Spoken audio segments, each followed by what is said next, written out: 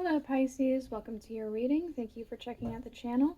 I'm going to be doing a general reading for you guys today, so it may or may not resonate. If it does, awesome. You can always, if not, you can always check out if you're born on the cusp, your cusping sign. That might make more sense to you as well. Or I have another option now. I did Chinese zodiac tarot readings. So if you happen to know the animal you were born under, whether the year, month, day, or hours, you could check out the animal you were born under, and maybe that will make more sense to you as well. Good.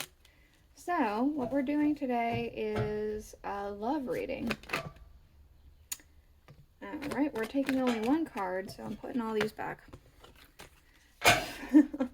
We're going to be using the Murder of Crows Tarot for the main energy, and then we'll be clarifying with the Welcome to Night Vale Tarot by Jessica Hayward. And then we'll use the Alice in Wonderland Oracle cards at the end of the reading and the rune casting tray with some dice. This spread is supposed to look like a heart, which is why we're only accepting one card. If we keep only accepting one card, it will look like a heart. So, what we are looking at, we have two aces, so that's nice.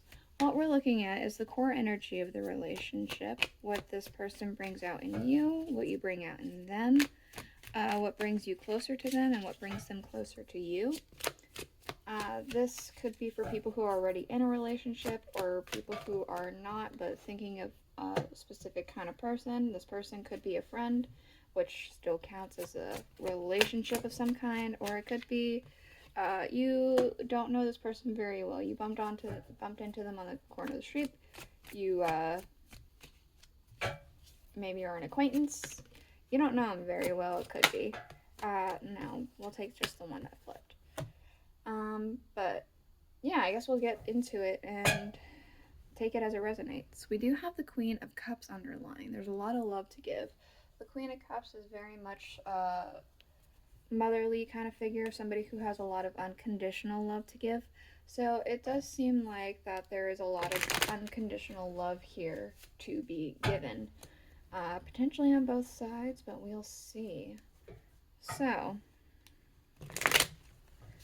I'm going to shuffle this one more time, and then we'll get into it. Alright, the core energy of this relationship, we have the Ace of Swords. So, there's a definite understanding.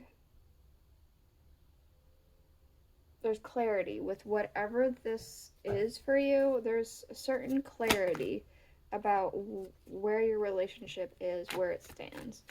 The Knight of Pentacles. This could be potentially a relationship you're already in. You put in a lot of work for it. Potentially already have a family with this person.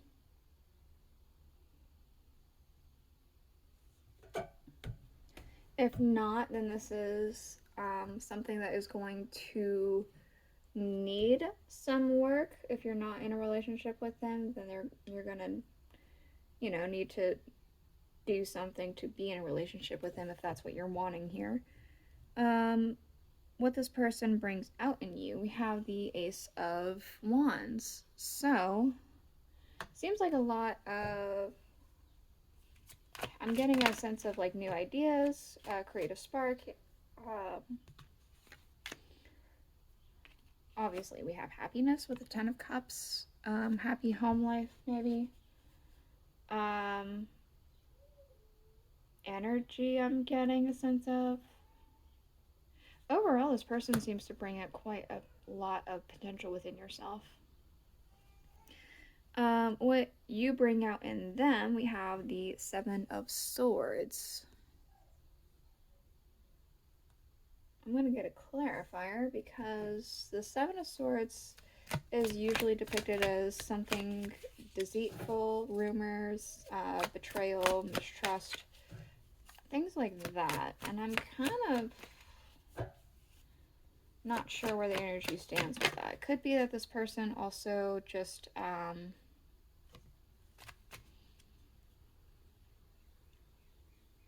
has a lot of plans for the future with you. We'll see. The Nine of Swords. This is also about betrayal. They could be untrustworthy. It might not be personal. It might not be you specifically. It could be that they've been in relationships in the past where they have been betrayed, and so they're on edge and they're really not sure if they want to do this again.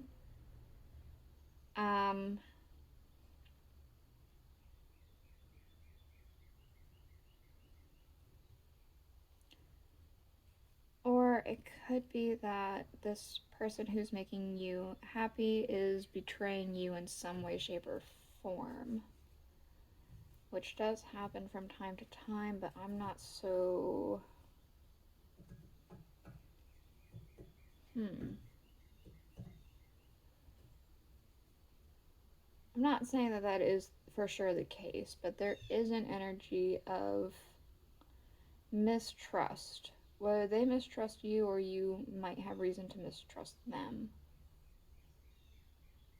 Or maybe it's not even mistrust you, just mistrust relationships as a whole. What brings you closer to them? We have the Queen of Pentacles. This is what in the world? Sorry, I don't know what the heck that was.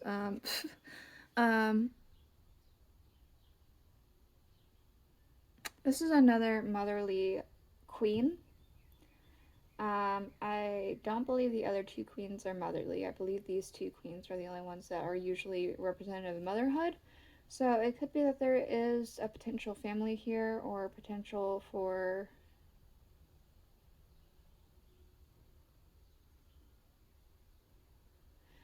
Okay, maybe this person perhaps has gotten you pregnant and they are nervous.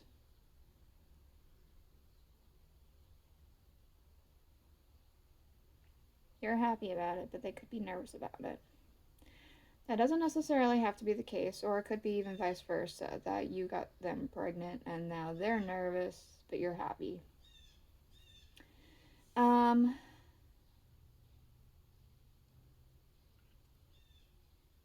Bring you closer to them.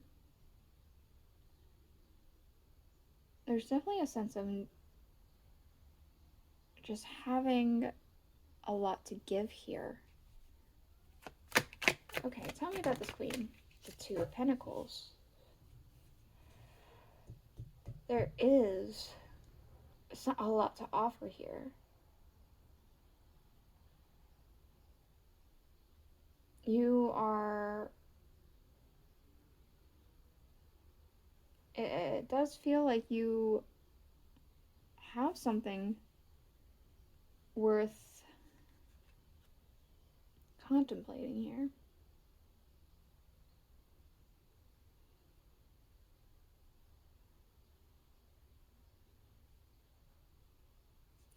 Something's worth something, for sure. What brings them closer to you? We have the Two of Pentacles yet again. This offer, they're tied together. So what you are offering to them is something that they are considering very greatly, because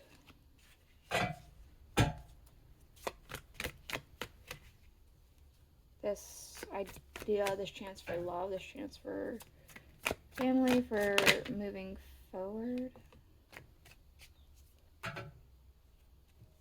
They're extremely nervous about taking it, though. This might not work out. The Queen of Swords is somebody who cuts out stuff that just isn't for them. They cut out things that don't serve their own purposes. So whatever this offer is that I've been picking up on, they might not accept it. And we do have underlying the Four of Cups, the missed opportunity.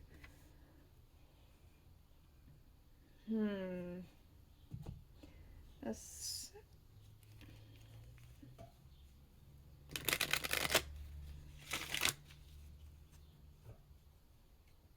missed opportunity. And then we have that whole idea. If this is the idea that you got somebody pregnant or they got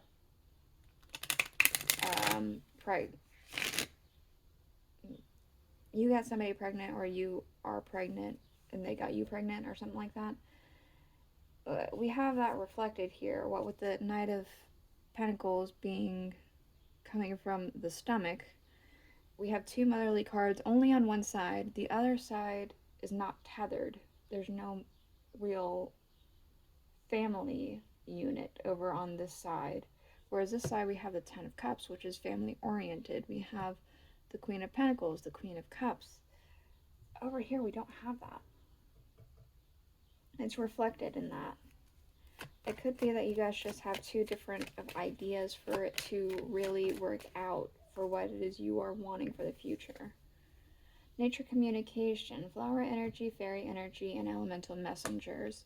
So something's trying to communicate to you here and get you to have some understanding. Never jam today. Promises that never come to be, empty words, and not living in the now. I'm getting a sense that you're being encouraged to move on from this situation if you can. Because it doesn't feel like it's mutual on both sides.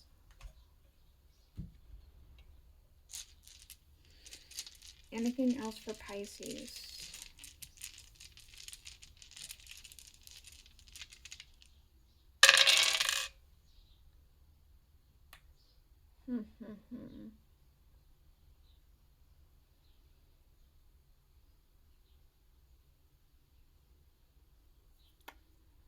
Okay, so we do see here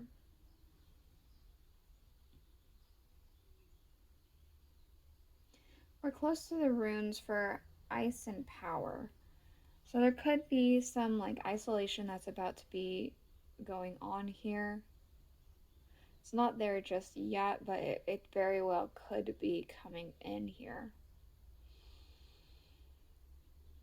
We have the rune for year and then the one near it. So I feel like something is going to be very different by the time 1 year has passed. If there is a child involved, then that's what's going to be different, right? There's going to be a child, potentially. And there are some things that are hidden here. There's not enough communication. But ultimately, it does feel like this experience is something that's for overall your betterment. Because we have the only dice that landed in a rune at all is the rune of wealth. And we have the number 2, which is surprisingly enough about a lot of motherhood again. It's a very motherly number for some reason. So this is overall it's going to be for your betterment. This entire experience. This is a reading I have for you. I hope it helped you. If it did, please let me know in the comments below. I'll see you guys on next week.